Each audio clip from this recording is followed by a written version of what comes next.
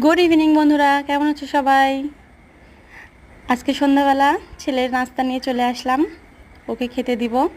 সন্ধ্যাবেলার হালকা tiffin, biscuit আছে 2 রকম, আর আম কেটে দিয়েছি একটা। ও এখন খাবে। খাওয়া দাওয়া শেষ হলে ওকে পড়তে বসাবো।